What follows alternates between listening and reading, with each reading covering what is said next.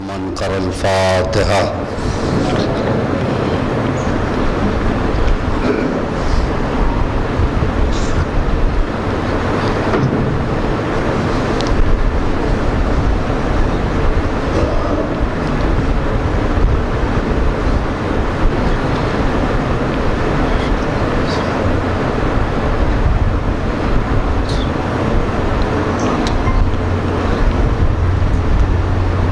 لا حول ولا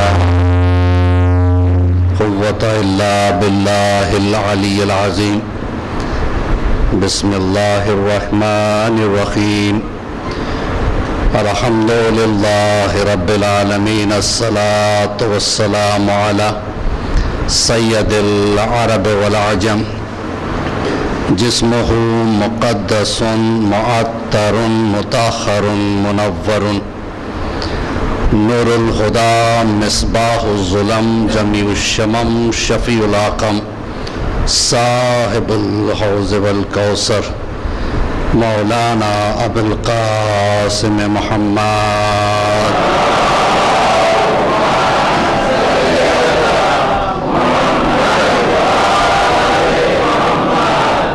وآلہ الطیبین الطاہرین المعصومین المظلومین المنتجبین من یومنا الى قیام یوم الدین. اما بعد وقد قال اللہ تبارک و تعالی فی محکم کتابہ المجید وهو اصدق الصادقین وقولہ الحق. بسم اللہ الرحمن الرحیم. ومن یطیع اللہ ورسولہ فقد فاز فوزا عظیما. صلی اللہ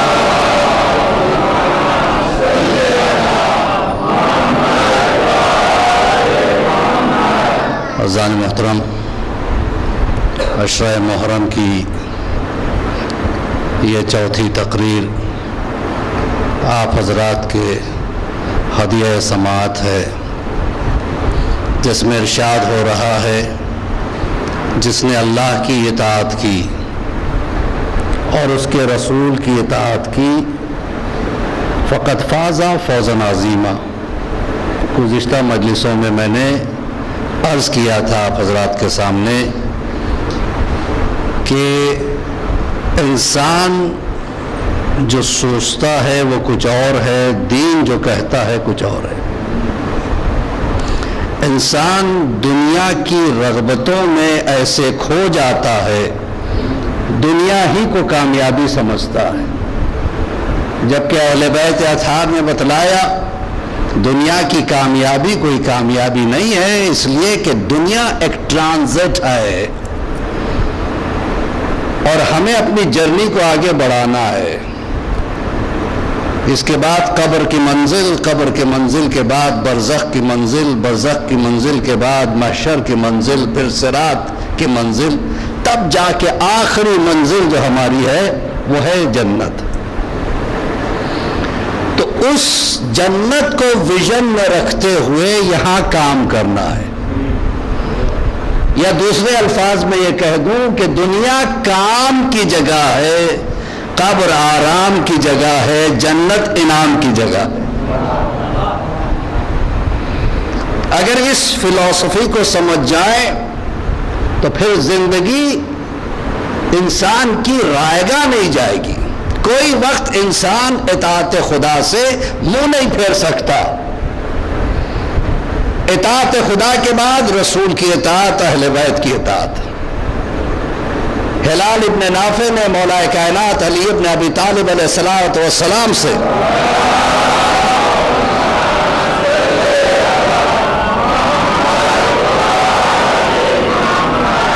دیکھیے کیسے کیسے شاگرد ہوتے تھے مولا کے، کیسے کیسے صحابی ہوتے تھے مولا کے. انہوں نے سوال کر کے ہم پہ احسان کیے ہیں. مولا بتائیے کچھ ایسی چیزیں جس سے ایمان اور تازہ ہو جائے، محبت علی کو معراج مل جائے. تو مولا نے کہا ہلال کیا جاننا چاہتے ہو؟ کیا آپ کے بارے میں جاننا چاہتا ہوں. کہ ہلال تم نے سنا نہیں رسول اللہ نے ایک بات کہی تھی، مجھے کوئی نہیں پہچان سکتا یا رسول پہچانتے ہیں یا اللہ پہچانتا ہے؟ اللہ کو کوئی نہیں پہچانتا، یا میں پہچانتا ہوں یا رسول پہچانتے ہیں؟ رسول کو کوئی نہیں پہچانتا، یا اللہ پہچانتا ہے یا میں پہچانتا ہوں؟ کہ مولا ذرا آسان کر کے سمجھا دیجئے گا کہ بھئی یوں سمجھ لینا، جب کائنات میں کچھ نہ تھا، نہ یہ زمین، نہ یہ آسمان، نہ یہ چاند، نہ سورج، نہ جنات، نہ انسان، نہ فرشتے، نہ ملائکہ، کچھ نہیں تھا، صرف وہ تھا۔ اس نے ہمارے نور کو پیدا کیا اپنے نور سے، ریلیشن دیکھیے گا، اپنے نور سے ہمارے نور کو بنایا، پھر اس نور سے دو مخلوق پیدا کی، ایک معصوم مخلوق، ایک غیر معصوم مخلوق۔ میرے ساتھ ہیں آپ حضرات؟ معصوم مخلوق کا نام ملائکہ رکھا، غیر معصوم مخلوق کا نام شیعان حیدر کرار رکھا۔ اپنی سٹیٹس کو پہچانیے کہ ہم کیا ہیں، کیا تعلق ہے امام سے۔ جتنے ہم کنیکٹڈ رہیں گے ائمہ طاہرین سے، اتنی ہماری زندگی آسان ہو جائے گی۔ چلیے ایک چھوٹی سی مثال دے دوں میں آپ کو۔ دنیا میں ہم کس چیز سے زیادہ کنیکٹڈ رہتے ہیں؟ مسکراہٹیں بتا رہی ہے، ہاں بولیے بولیے، کس چیز سے زیادہ کنیکٹڈ رہتے ہیں؟ موبائل ہے یا نہیں؟ ہر وقت موبائل ہاتھ میں، انگلیاں چل رہی، ہم سے زیادہ تیز ہمارے بچے، بہت فاسٹ۔ ٹیکنالوجی ان کے لیے آسان ہے، ہمیں بہت سی چیزیں موبائل کی سمجھ میں نہیں آتی، سوائے کچھ SMS بھیجنے کے اور پڑھنے کے۔ بچے پتہ نہیں کیا کیا اس میں کرتے ہیں، بڑی تیزی کے ساتھ بہت بزی رہتے ہیں بچے۔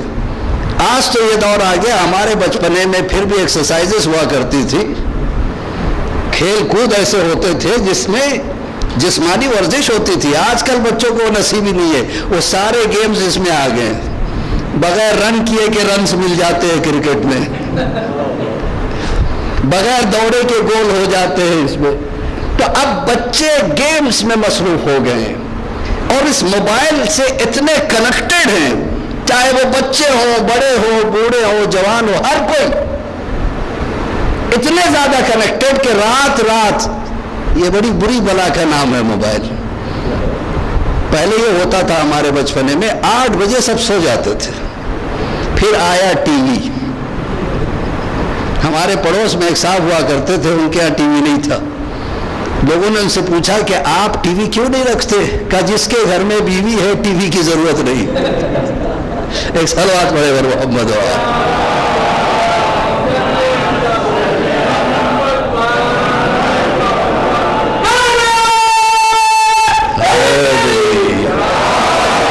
کے سارے نیوز تو وہاں سے مل جاتے ہیں جی۔ تو اب اس کے بعد آیا لیٹسٹ جنریشن جو ہے موبائل۔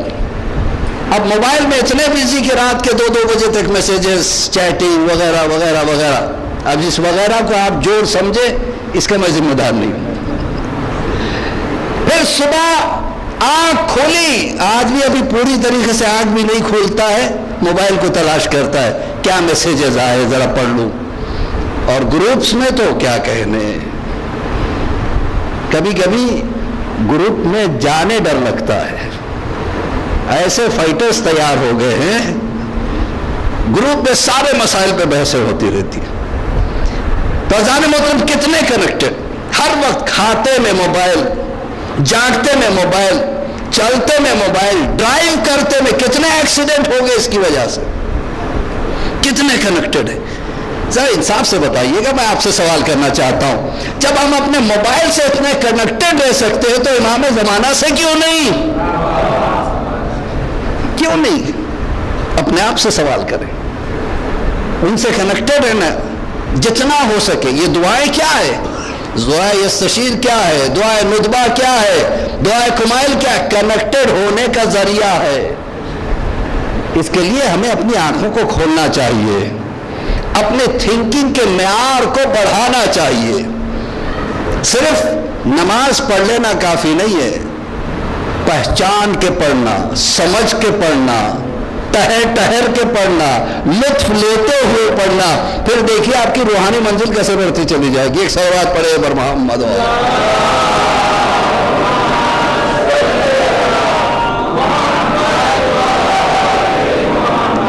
مولا نے کیا کہا ہے؟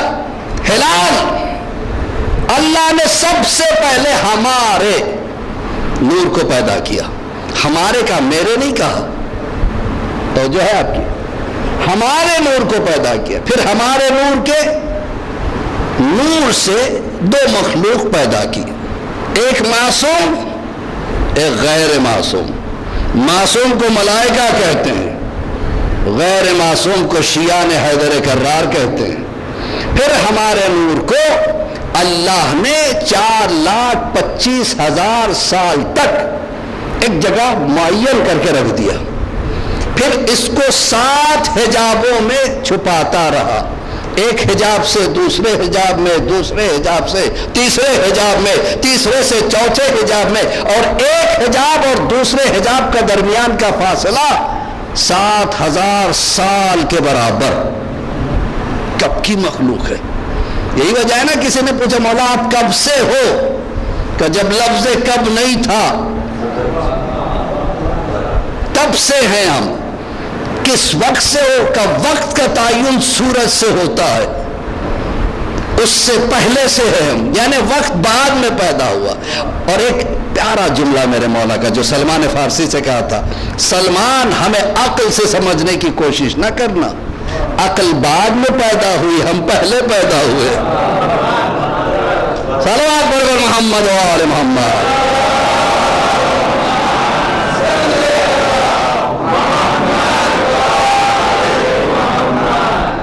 سلمان، پھر اللہ نے ہمارے نور کو 2 حصوں میں تقسیم کیا، ایک کو محمد کہا، دوسرے کو علی کہا۔ اب ہمارے یہ 2 نور، ایک نور جو محمد کا تھا وحدت خدا کا طواف کرتا رہا برسوں تک، دوسرا نور جو میرا تھا قدرت خدا کا طواف کرتا رہا۔ تو جیسے وہاں طواف ہوئے ویسی ہماری ذمہ داریاں ہوئی۔ قرآن محمد پہ نازل ہوا، حفاظت میں کرتا ہوں۔ جنگ کا حکم محمد پہ نازل ہوتا ہے، جنگ میں کرتا ہوں۔ اللہ اکبر۔ وحی محمد پہ نازل ہوتی ہے، کہتا میں ہوں۔ رزق محمد کے صدقے میں ہے، بانٹتا میں ہوں۔ کیا کمال ہے، کیا کمال ہے واقعی۔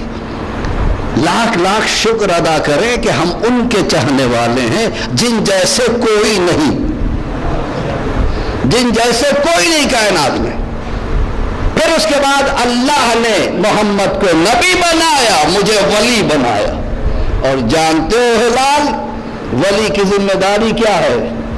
کیا آپ ہی عرض کر دیں سرکار، کا رزق ان کے محبت سے آتا ہے، تقسیم میں کرتا ہوں، میں کرتا ہوں۔ جب یہ بات کسی نے سن لی، فوراً آگے بڑھ کے پوچھا، یا علی کیا سب کو رزق تقسیم کرتے ہو؟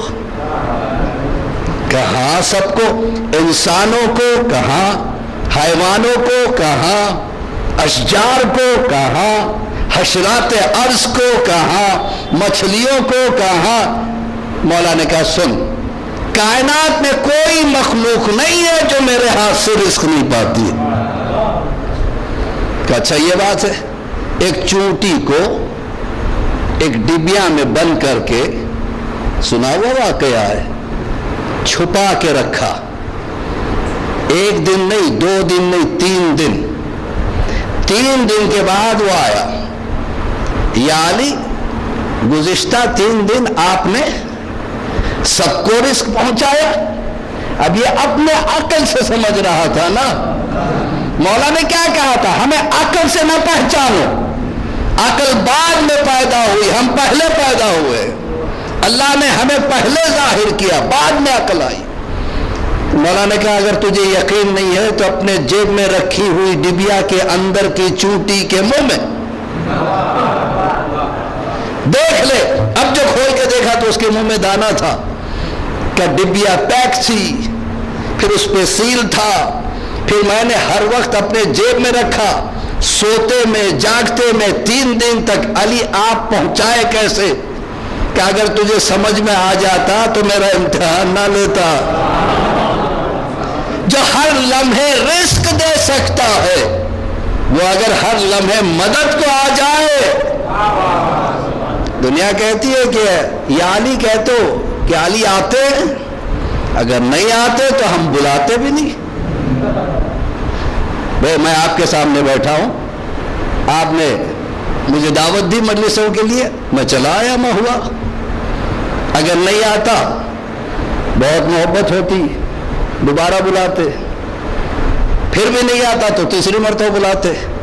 یہ جو میں 8-10 سال سے میرے سامنے کے جو بچے ہیں ماشاءاللہ مونچھے داڑھی والے ہو گئے، اس وقت سے آ رہا ہوں آپ کے مہوا میں، بچہ پہچاننے لگا، اللہ سلامت رکھے۔ تو عزیزان محترم، میرا بار بار آنا اس بات کی دلیل ہے آپ بلاتے ہیں تو میں آتا ہوں۔ تو عزیزو اتنی تو سمجھ رکھو کہ ہم آج سے نہیں بلا رہے علی کو، 1400 سال سے ہم علی کو بلاتے ہیں۔ ہم سے پہلے نبی بلاتے تھے، نبی سے پہلے نوح بلاتے تھے، آدم بلاتے تھے۔ ہر ایک کے بلاوے پہ جو آ جائے اسے علی کہتے ہیں۔ صلوات پڑھے پر محمد اور محمد۔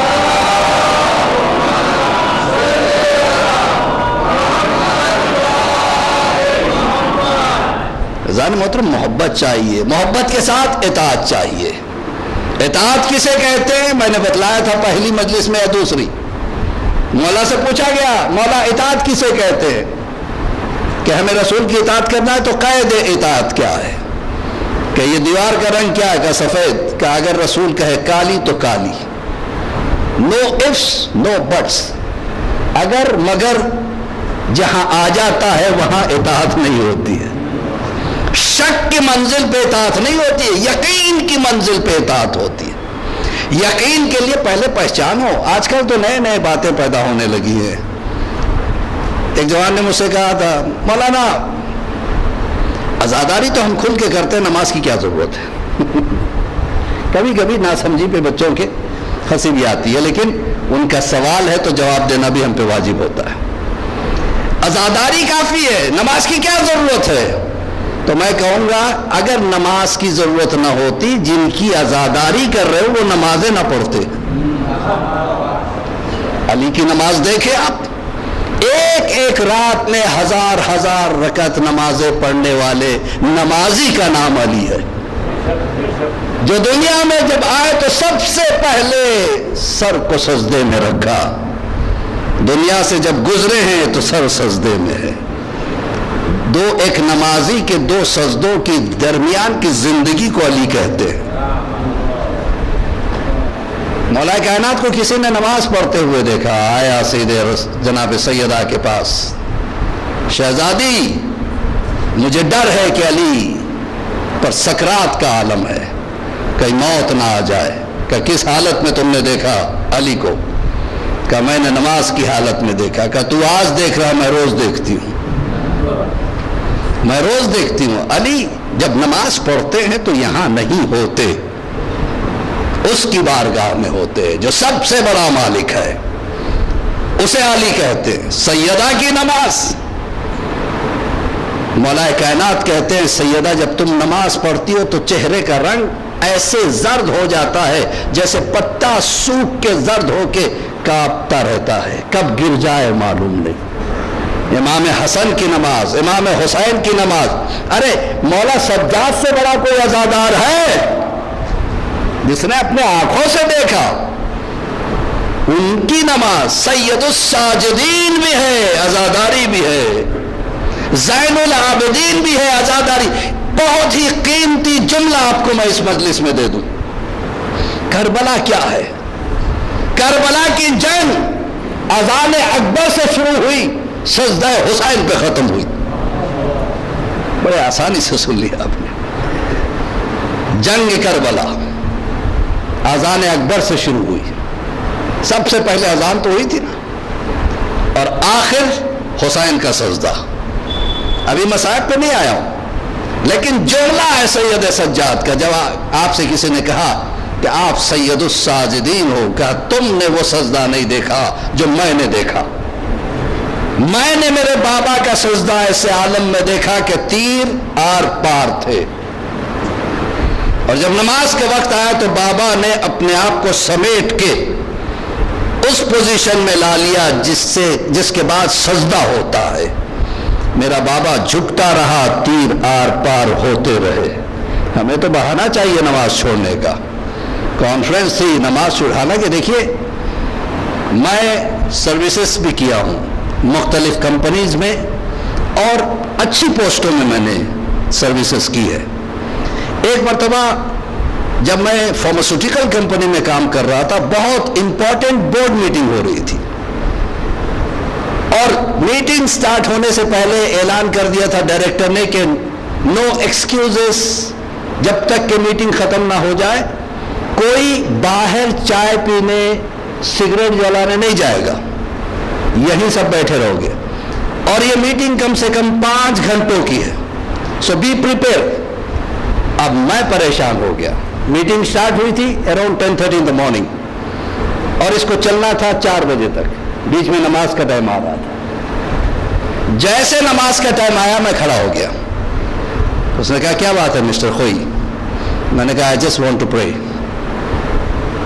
تو خاموش ہو گیا، براہمن تھا جو ڈائریکٹر تھا، خاموش ہو گیا۔ میں گیا وضو کر کے واپس اسی ہال میں آیا جہاں میٹنگ چل رہی تھی، ایک کونے میں کھڑا ہو کے میں نماز پڑھنے لگا۔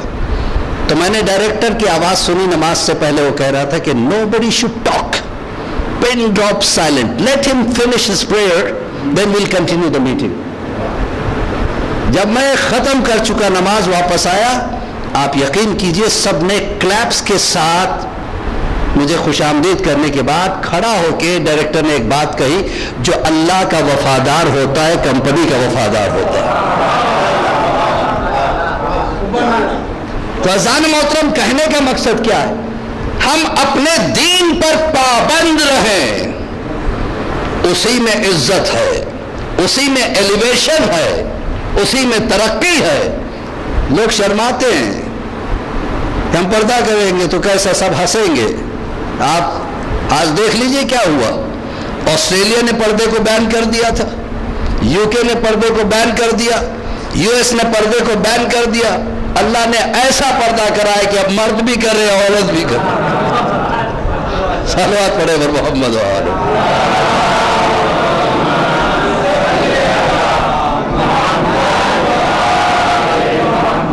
ایک کورونا وائرس کا مقابلہ نہیں کر سکتے، وائرس ہے، نان لیونگ تھنگ ہے، نان لیونگ آرگن ہے وائرس، جو نان لیونگ سے مقابلہ نہیں کر سکتے۔ امام زمانہ جب آ جائے، اپنی طاقت کو پہچانیے گا، ایک صلوات سے سہارا دے بر محمد۔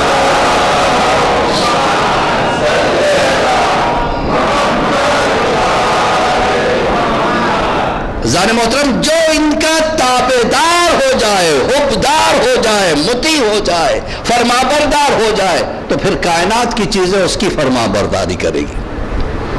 میں ایسے نہیں کہہ رہا ہوں، ایسے علماء گزرے ہیں، علماء تو خیر بعد کی بات ہے۔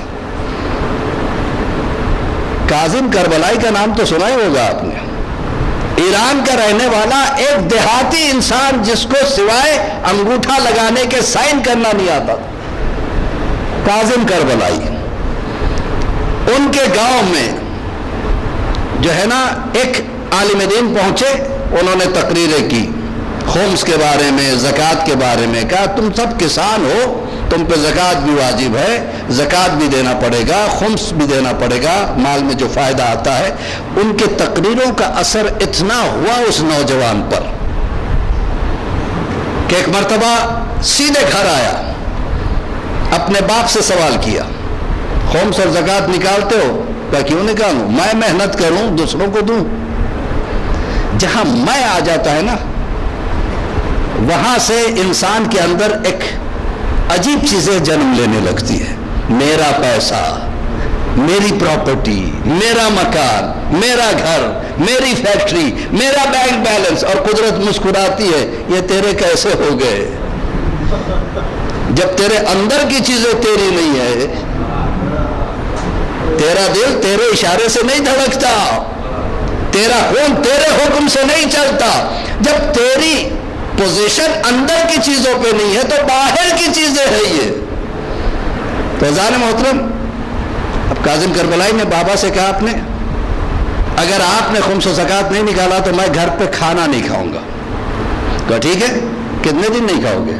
1 دن 2 دن، جب بھوک لگے گی آ کے کھاؤ گے. چلے گئے گھر سے، مزدوری کر کے کھانے لگے، لیکن گھر پہ کھانا نہیں کھایا. باپ کب تک دیکھتا؟ آخر میں ایک دن پھر بلایا، کہا ٹھیک ہے آ کے رہ جاؤ. کہا نہیں، خمس و زکوٰۃ نکالو گے تو کھاؤں گا، ورنہ گھر میں بھی اب نہیں رہوں گا. کہا ٹھیک ہے جاؤ، تمہاری مرضی جہاں جاؤ. تہران چلے گئے. کچھ عرصے کے بعد پھر بھی باپ کا دل تھا. دیکھیے ایک چیز یاد رکھیے گا، اولاد کے لیے آسان ہے ماں باپ کو چھوڑ دیں، لیکن ماں باپ کے لیے آسان نہیں ہے اولاد کو چھوڑ دیں، چاہے جیسا بھی ہو. پھر ایک مرتبہ باپ اپروچ کرتا ہے اپنے بیٹے کے، کہتا ہے آجا بیٹا ایک کام کرتا ہوں، تیرا حصہ تجھے دے دیتا ہوں، تو خمس نکال، زکوٰۃ نکال، خیرات کر لے، میرے کوئی مطلب نہیں ہے. کاظم کربلائی واپس چلے آئے. جب ان کو ان کا حصہ ملا تو آدھا حصہ انہوں نے غریبوں میں خیرات کر دیا. دل چاہیے. دولت ہوتی ہے لیکن دولت کے ساتھ دل ہونا نعمت ہے. 2 چیزیں یاد رکھیے سرکولیٹ ہونا ضروری ہے. ایک خون جو جسم کے اندر سرکولیٹ ہوتا رہے، اور ایک دولت، حقوق داروں تک حقوق پہنچتے رہے. اگر یہ دونوں چیزیں ایک جگہ جمع ہو جاتی ہے تو کینسر ہو جاتا ہے. خون جمع ہو جائے تو بلڈ کینسر ہو جاتا ہے. دولت اگر ایک جگہ جمع ہو جائے، کسی کو اس میں سے خیرات نہ نکالے، نیک کاموں میں خرچ نہ کرے، تو اخلاق کا کینسر ہو جاتا ہے. عزیزان محترم، اس کو سرکولیٹ ہوتے رہنا چاہیے. کاظم کربلائی نے کیا آدھی جائیداد جو بھی ان کو ملی تھی اس وقت کے حساب سے انہوں نے خیرات کر دی. اس کے بعد بقیہ جائیداد کے لیے پکی نیت کے ساتھ اب اس میں میں محنت کروں گا، جو نکلے گا اس سے میں اسلام کے حقوق پورا کروں گا. اب وہیں پہ ایک امام زادے کا روزہ تھا، گئے نماز دو شکرانہ ادا کی وہاں پہ. اس کے بعد انہیں ایک چیز کا احساس ہوا. دیکھیے اللہ کیسے انقلاب پیدا کرتا ہے، کیسے چینجز لاتا ہے. جسے خدا ہدایت کرنا چاہے کیا سے کیا بنا دیتا ہے. وہ شخص جسے کچھ لکھنا پڑھنا نہیں آتا، ایک دیہاتی آدمی، زیارت کو دیکھا، امام زادے کی زیارت لکھی ہوئی، آنکھوں میں آنسو آ گئے. توسل کیا مولا عباس کو، مولا آپ باب الحوائج ہو، میں نہ پڑھنا جانتا ہوں نہ لکھنا جانتا ہوں، امام زادے کے مزار پہ آیا ہوں، ان کی زیارت بھی پڑھنے کی توفیق مجھے نہیں. کاش مجھے علم مل جاتا، کاش میں قرآن پڑھ سکتا، کاش میں زیارتیں پڑھ سکتا، عربی پڑھ سکتا. بہت روئے، روتے روتے وہیں سو گئے. خواب میں دیکھا ہے کہ ایک جوان رانا خواب میں تشریف لائے. کہا کاظم اٹھو. کہا جی سرکار فرمائیے. کہا زیارت پڑھو، اور زیارت پڑھنے کے بعد قرآن پڑھ کے ہدیہ کرو. کہا نہ مجھے عربی آتی ہے، نہ زیارت، نہ قرآن. میں کیسے؟ کہا میں کہہ رہا ہوں. اسے کہتے اتھارٹی، اسے کہتے طاقت. میں کہہ رہا ہوں، جو خواب میں دے دے تو یہ عالم. میں کہہ رہا ہوں پڑھو. اب کاظم کربلائی کہتے میں پڑھتا ہوا آنکھیں کھولا، پوری زیارت مجھے حفظ تھی، سامنے قرآن رکھا ہوا تھا، میں نے قرآن کو اٹھایا، جہاں سے کھول رہا ہوں خود بخود پڑھنے لگتا ہوں. پورا قرآن مجھے حفظ ہو چکا تھا. اب یہ چرچا ہونے لگا. چرچے ہوتے ہوتے یہ چرچے علماء تک پہنچے، تو علماء نے انہیں بلایا. قم، کہا آؤ ہم تمہارا امتحان لینا چاہتے ہیں. اب اس کے بعد ایک عالم دین نے قرآن کے الگ الگ سوروں سے الگ الگ آیتوں کو لے کے ایک پیج پہ لکھا کہ یہ پڑھ کے بتاؤ یہ قرآن میں کہاں ہے. کاظم کربلائی نے صرف ایسے دیکھا، پھر ادھر نہیں دیکھا، ایک نگاہ کہ اس میں جو آیت نمبر فلاں ہے یہ فلاں سورے کی ہے، فلاں آیت فلاں سورے کی ہے، فلاں آیت فلاں سورے کی ہے. آپ نے الگ الگ سوروں سے ایک جگہ جمع کر کے میرے سامنے پیش کیا. عالم دین نے کہا واقعی ایسا حافظ میں نے نہیں دیکھا. دوسرے عالم دین جو قرآن کے بھی حافظ تھے، نہج البلاغہ کے بھی حافظ تھے، انہوں نے ایک عجیب طرح کا امتحان لیا. نہج البلاغہ کے کچھ کلمات کو لیا، قرآن کے کچھ آیتوں کو لے کے آپس میں ملا کے ایک جگہ لکھا کہ بتاؤ یہ قرآن میں کہاں ہے. کاظم کربلائی مسکرا کے کہنے لگے یہ آیت ہے، یہ آیت ہے، یہ نہج البلاغہ ہے، یہ نہج البلاغہ.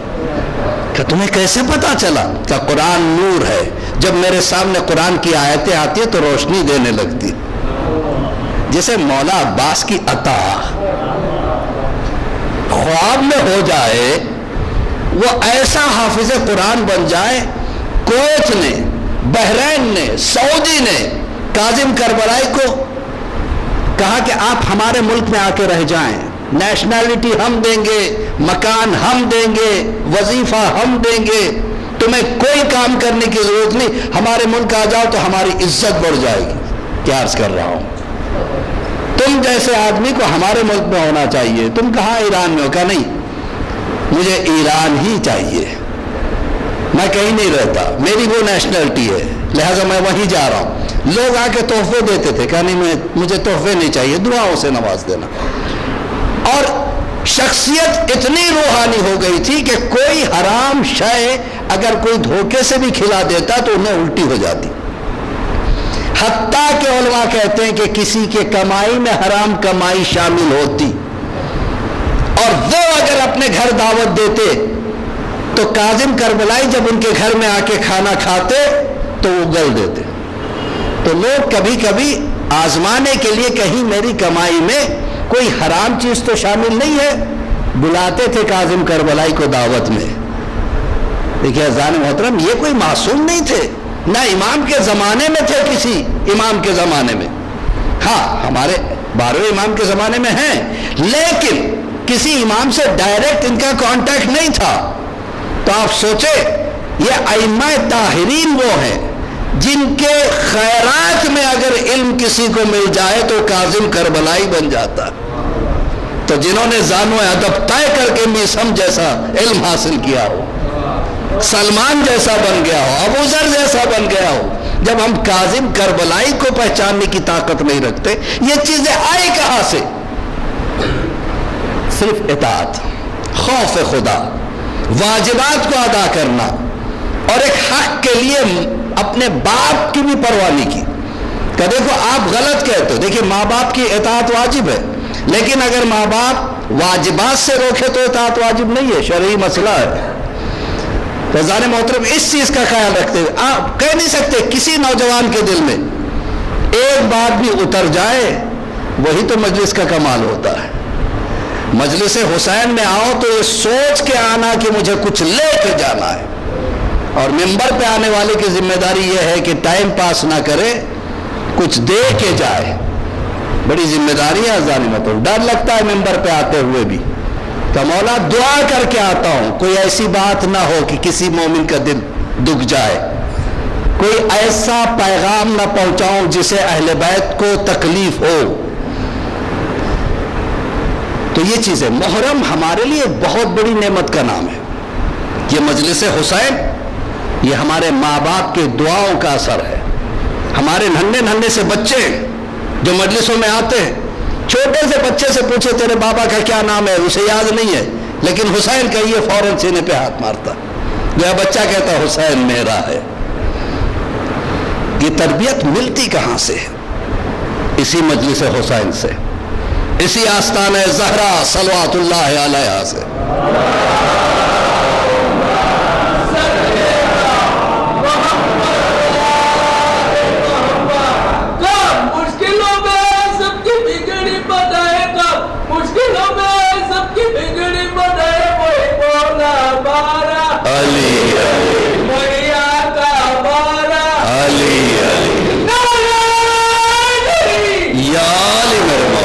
مولا سلامت رکھے. تو عزیزان محترم ایک ویژن لے کے چلیے گا. اگر ہم بھی اوروں کی طرح صرف اس لیے جئیں کہ ہمیں کمانا ہے، پھر ایک گھر بنانا ہے، بچوں کو اسکول میں پہنچانا ہے، گاڑی لینا ہے، پھر کفن میں جانا ہے، ہم میں اور دوسروں میں فرق ہے. شیعہ الشیعۃ من شعاعنا. چھٹے سرکار فرماتے ہیں شیعہ ہماری شعاع سے ہے.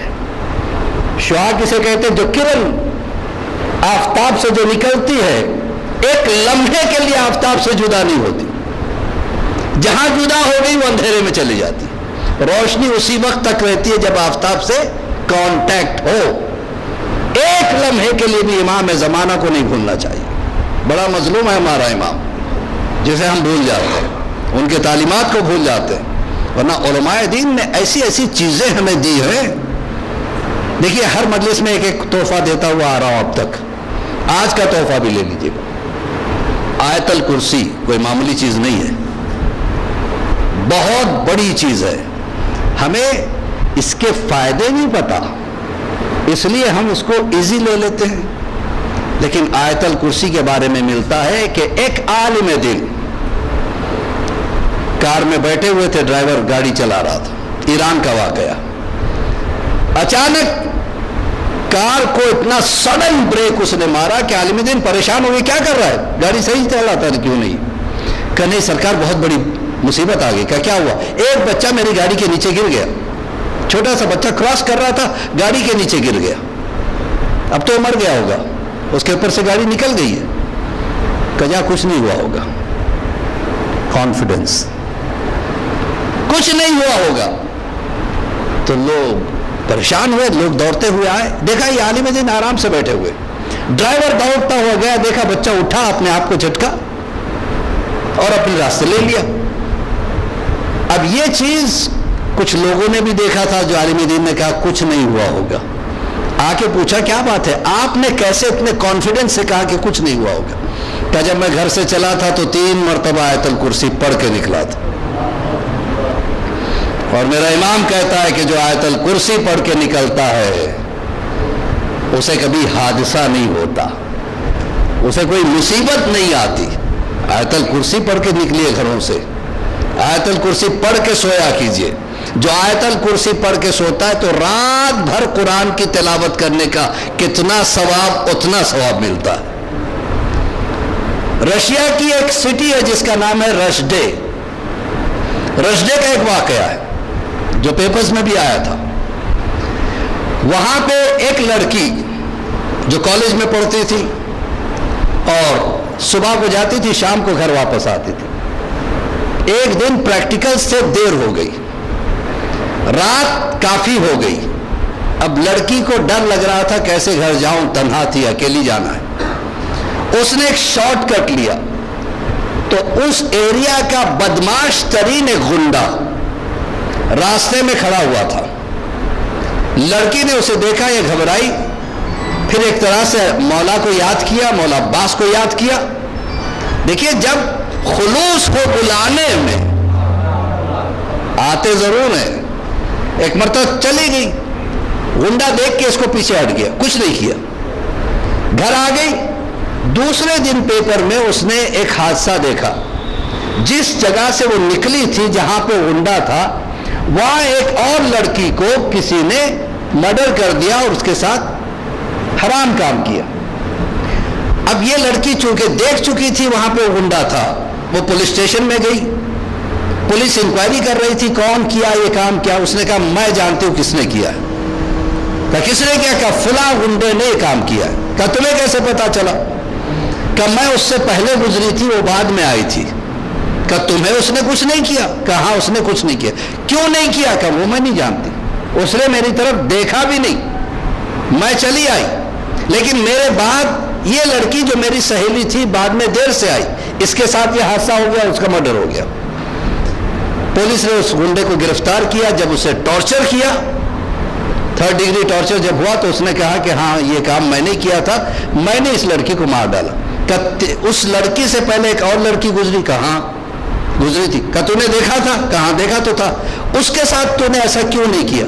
کہ میں پاگل تھا کیا؟ کہ کیا مطلب؟ کہ اس کے ساتھ ایک شیر جیسا جوان چل رہا تھا. بول رہا ہو تو کانٹے آ رہے جسم پہ.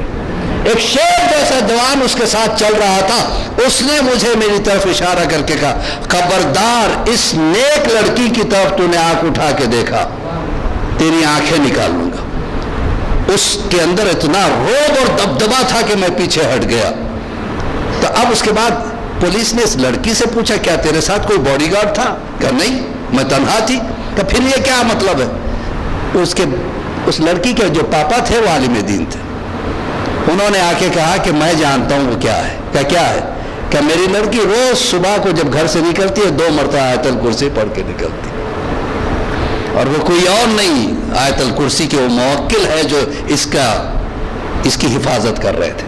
تو اذان محترم ہمارے پاس خزانہ ہے، اس کا یوٹیلائزیشن چاہیے۔ اور جو مولا عباس کو پکارے برابر مولا عباس آتے ہیں۔ ایک لقب ہے میرے مولا عباس کا، باب حسین، یعنی حسین تک پہنچنے کا دروازہ، باب حسین۔ اور بڑے معجزات ہوئے، کئی مرتبہ الحمدللہ کربلا جانے کا اتفاق بھی ہوا اور وہاں کے خدام سے بھی بات چیت کرنے کا اتفاق ہوا۔ ایک بار میں نے ایک خادم سے جو ضعیف سے تھے سے کہا کہ کوئی یہاں معجزے تو برابر ہوتے رہتے، اللہ نے کبھی ایسا اتفاق نہیں دیا کہ میں کسی معجزے کو دیکھا، آپ بتائیے آپ کے سامنے کوئی معجزہ ہوا؟ ضعیف آدمی وہ کہنے لگا جب میں جوان تھا تب سے میں قادم ہوں، میرے آنکھوں دیکھا ایک واقعہ ہوا۔ کہ وہ کیا ہے؟ کہ ایک ملحد قسم کا آدمی جو اللہ کو نہیں مانتا، رسول کو نہیں مانتا، مغرور قسم کا انسان جو بہت بڑا پہلوان تھا، وہ آیا مولا عباس کے دربار میں، نہ اس نے وضو کیا، نہ اجازت چاہیے اندر داخل ہونے کی۔ یہ وہ دربار ہے جہاں پہ آنے کے لیے اجازت لے کے آنا ضروری ہے، اجازت بھی نہیں چاہیے۔ اندر آ کے کہنے لگا کون سا کمال ہے، اگر عباس اس وقت کے پہلوان تھے تو میں آج کا پہلوان ہوں۔ لوگ کہتے ہیں کہ آپ زندہ ہو، اگر آپ زندہ ہو تو آؤ باہر نکلو، مجھ سے جنگ کرو۔ خادم کہتا ہے کہ میں نے دیکھا کہ 2 انگلیاں قبر سے نکلی اور اس نے ایسے اس کو کاٹ دیا جیسے کینچی سے کاٹ دیا جاتا۔ عزیزان محترم، یہ باتیں سمجھ سے بالا تر ہیں، کیونکہ عرفان کی منزل پہ ہونا ضروری ہے، تب جا کے عباس سمجھ میں آتا۔ مولا عباس کا نام باب حسین، یہ لقب ہے مولا عباس کا، کیونکہ مولا عباس کو کمانڈر بنایا تھا امام حسین نے کربلا کے میدان۔ پہلا کام جو مولا عباس سے لیا گیا کہ عباس تم میرے اس فوج کے سپہ سالار ہو، فوج بھی کیسی جس میں بوڑھے حبیب ابن مظاہر جیسے بھی ہے، جس میں بچے انو محمد جیسے بھی ہے، جوان علی اکبر جیسے بھی ہے، یہ تمہاری فوج ہے عباس، لہذا اپنے فوج کو صحیح طریقے سے ترتیب دے لو۔ تو مولا عباس نے تمام بوڑھوں کو ایک صف میں کھڑا کیا، جوانوں کو ایک صف میں کھڑا کیا، بچوں کو ایک صف میں کھڑا کیا۔ اس کے بعد حسین نے کہا عباس ذرا اپنی فوج کی گنتی کرو۔ مولا عباس نے گننا شروع کیا، حسین خیمے میں بیٹھے ہوئے، مولا عباس آئے، مولا حسین آپ اور مجھ سمیت سب ملا کر 71 ہیں۔ حسین نے کہا نہیں 72 ہونا چاہیے، پھر سے گنو۔ پھر مولا عباس جا کے گنتے ہیں، پھر آ کے کہتے 71 ہیں۔ حسین کہتے نہیں 72 ہونا چاہیے، پھر سے گنو۔ ادھر عباس نکل رہے تھے، اتنے میں فضا اپنے دامن میں ایک چھوٹے سے بچے کو لے کے آئے۔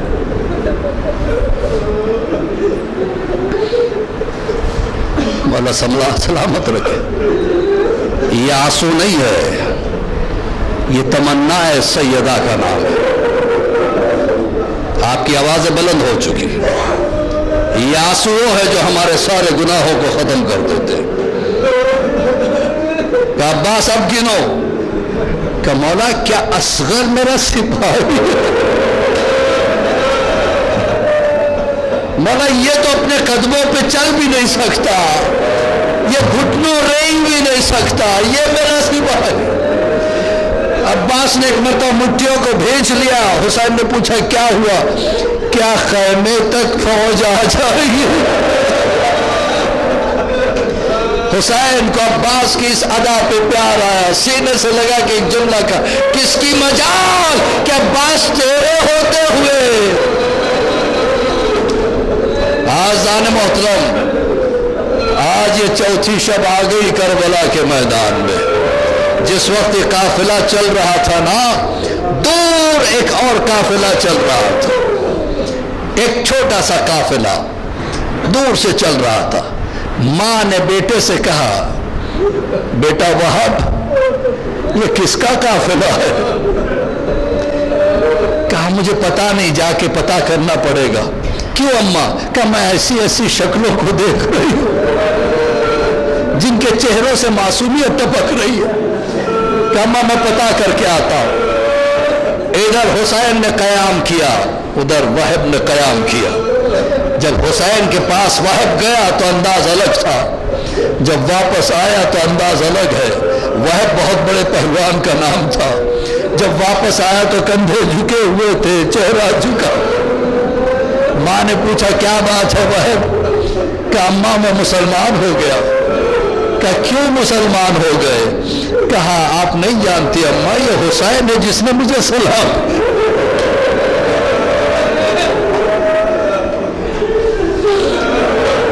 جس نے مجھے سلام کیا اور تجھے سلام کہا ہے۔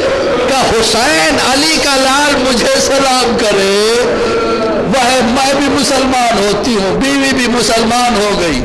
اب اس کے بعد وہب لے کے آتے ہیں، ادھر بیوی کو بھی لائے، ماں کو بھی لائے۔ وہب کی شادی ہو کے 18 یا 19 دن ہوئے تھے۔ سوچیے ایسا جوان رانا۔ ایک مرتبہ حسین نے کہا عباس لو ایک اور ہمارا سپاہی آ گیا۔ اب اس کے بعد پھر وہ وقت آ گیا کہ وہب حسین کے سامنے ہاتھوں کو جوڑ کے مولا مجھے اجازت دیجیے، مجھ سے دیکھا نہیں جاتا، سنا نہیں جاتا۔ تو ایک مرتبہ کہا کیا نہیں سنا جاتا؟ بچوں کی التش کی آواز۔ سوچئے جب وہب کا کلیجہ اتنا پھٹ رہا تھا تو عباس کا کیا عالم تھا۔ ہاں ماشاءاللہ آوازیں بلند ہے، تڑپ تڑپ کے روئیے، ایسے روئیے جیسے کسی جوان کی میت یہاں پڑی۔ ایک مرتبہ وہب کو اجازت ملی، وہب آخری ملاقات کے لیے آئے، ماں سے اجازت چاہی۔ ماں کہتی ہے جا میرے لال، تو نے مجھے سیدہ کے سامنے سرخ رو کر دیا۔ ادھر وہب چلے، بیوی نے ہاتھ پکڑ لیا، کس کے بھروسے پہ چھوڑ۔ تو ایک مرتبہ وہب نے کہا تم کہنا کیا چاہتی ہو؟ کہ میں نے سنا ہے کہ آپ کے بعد، حسین کے بعد خیمے لوٹے جائیں گے، بیویوں کی چادر چھینی جائے گی، میری چادر کا کیا ہوگا؟ تو ایک مرتبہ وہب کہتے جب زینب کی چادر چھن جائے۔ اب اس کے بعد حسین کے پاس بیوی کہتی ہے مجھے لے کے چلو۔ وہب لے کے آئے، یہ آپ سے کچھ بات کرنا چاہتی ہے۔